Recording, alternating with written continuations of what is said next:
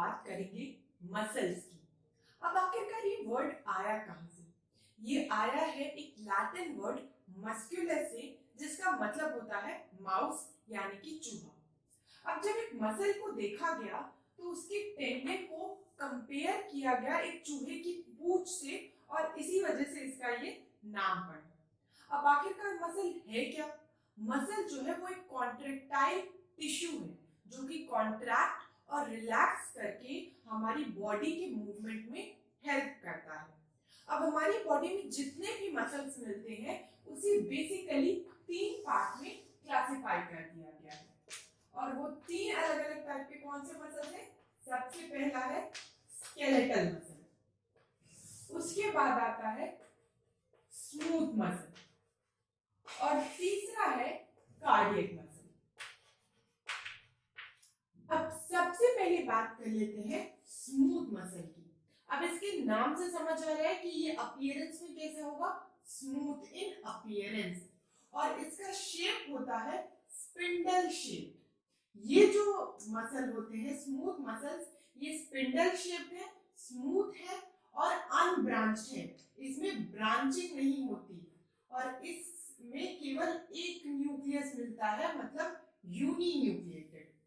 ये जो मसल्स होते हैं ये हमें कहाँ मिलते हैं? ये हमें हमारे सर्कुलेटरी सिस्टम में, मतलब हमारे ब्लड वेसल्स के अंदर हमें स्मूथ वेसल्स मसल्स मिलते हैं।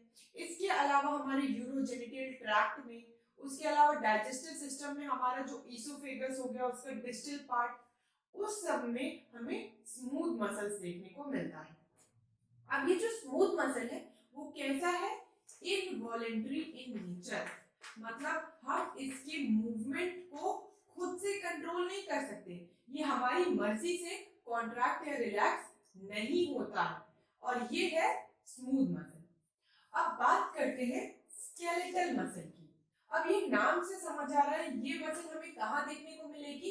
ये मसल हमें देखने को मिलती है हमारे स्केलेटल सिस्टम से। ये जो स्केलेटल मसल होती हैं वो हमारे स्केलेटल सिस्टम मतलब बोन से काफी क्लोजली एसोसिएटेड होती है। इनका शेप कैसा है? ये होती है लॉन्ग एंड सिलेंड्रिकल। इनका शेप है लॉन्ग एंड सिलेंड्रिकल और ये अनब्रांच्ड होती है, इसमें ब्रांचिंग नहीं है। इसके अलावा हमें इसमें डार्क एंड लाइट बैंड देखने को मिलता है। और वही बात करें न्यूक्लियस की, तो जहां स्मूथ मसल्स में हमें केवल एक न्यूक्लियस मिला था, स्केलेटल मसल के अंदर हमें बहुत सारे न्यूक्लियस देखने को मिलते हैं। मतलब ये कैसे है? Multi nucleated. और ये जो चीज है याद रखने वाली है, ये कैरेक्टरिस्टिक फीचर है स्केलेटल मसल का। स्केलेटल मसल के अंदर हमें बहुत सारे न्यूक्लियस देखने को मिलते हैं। अब बात करें इनकी नेचर की, तो ये कैसे है? वॉलेंटरी इन नेचर है, मतलब इसके मूवमेंट को हम वॉलेंटरीली कंट्रोल कर सकते हैं। ये हमारी मर्जी से कॉन्ट्रैक्ट और रिलैक्स करेंगे। जैसे मैं अपनी मर्जी से अपना हाथ उठा पा रही हूँ, नीचे कर पा रही हूँ, क्यों? क्योंकि यहाँ पे मेरी बॉडी में जो स्केलेटल मसल है वो इसमें हेल्प कर रही है। अब स्केलेटल मसल का एग्जांपल क्या होगा? बाइसेप्स हो गए, ट्राइसेप्स हो गए, ये सारे कौन से हैं? Skeletal muscle. अब बात करते हैं हमारे आखिरी मसल की, वो जो कि है कार्डियक। अब नाम से समझ आ रहा है ये मसल हमें कहाँ मिलेगी? ये मसल हमें मिलती है हार्ट में। अब इसका शेप कैसा है? जो कार्डियक मसल होती है वो भी कैसी होती है? सिलेंड्रिकल। और सिलेंड्रिकल के अलावा इसका जो कैरेक्टरिस्टिक फीचर है वो क्या है? ये ब्रांच्ड होती हैं। और ब्रांचिंग हमें इससे पहले हमने स्मूथ मसल पढ़ा, स्केलेटल मसल पढ़ा, उसमें हमें ब्रांचिंग नहीं देखने को मिली थी। ब्रांचिंग हमें कहां देखने को मिल रही है?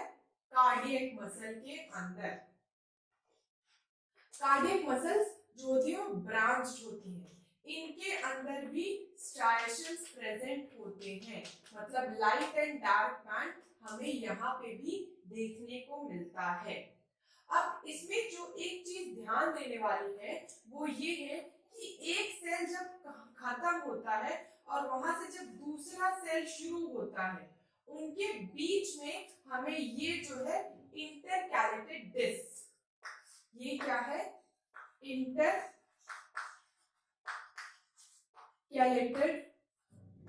डिस्क।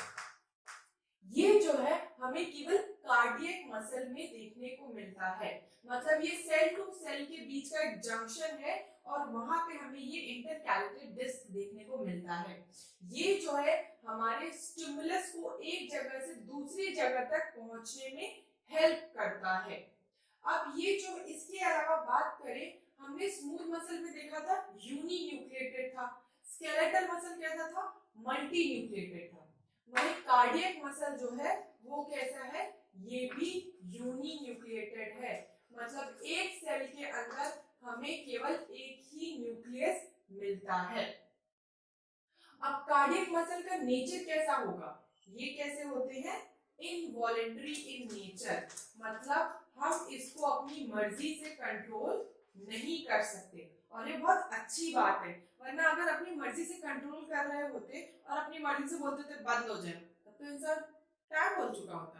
तो ऐसा होता नहीं है। क्यों? क्योंकि कार्डियक मसल जो होती है वो इनवॉलेंटरी इन नेचर होती है। तो ये बात कर ली हमने 3 अलग अलग टाइप के मसल्स की। अब हम लोग कुछ टर्म्स को डिस्कस कर लेते हैं, जैसे कि एक मसल का ओरिजिन क्या होता है, इंसर्शन क्या होता है, इसके बारे में जरा बात कर लेते हैं।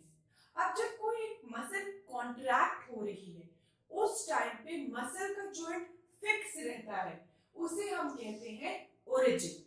और कॉन्ट्रैक्ट करते वक्त मसल का जॉइंट मूव करता है, उसे हम कहते हैं, उस एंड को हम बोलते हैं इंसर्शन। अब इसके लिए हम लोग एक एग्जांपल लेते हैं। एक मसल है ऑसिपिटो फ्रंटालिस। अब इसके नाम से मत घबराइए, ये मसल जो है ये हमारा फोरहेड वाला जो पोर्शन है यहाँ पे ये मसल प्रेजेंट होती है। अब इसका जो ओरिजिन होता है, यहाँ पे एक फाइबरस टिश्यू होता है एपिक्रेनियल, वहां से ये ओरिजिन होती है और उसका इंसर्शन यहाँ पे जो हमारी स्किन है आईब्रो के पास वहां पे होता है। अब मान लीजिए यहाँ पे मैं अपनी फोरहेड की जो मसल को कॉन्ट्रैक्ट करूं तो यहाँ पे फरोफ बन रहा है, ठीक है। अब कॉन्ट्रैक्ट किया मैंने यहाँ पे अपनी मसल को ऑसिपिटो फ्रंटालिस। अब इस यहाँ पे कौन सा एंड मूव किया? ये वाला एंड मूव किया, तो इसीलिए ये वाला जो पोर्शन है वहां पे इंसर्ट हुई है मसल। यहाँ वाला यहाँ पे यहाँ से जो है क्या मसल मूव हुई क्या? नहीं, यहाँ पे हुआ, इसीलिए इसे हम कहते हैं ओरिजिन और इस वाले एंड को कहेंगे इंसर्शन। तो अब बात आपको ये ध्यान में रखनी है कि ये जो टर्म है इंटरचेंज होते रहते हैं, फिक्स नहीं होता।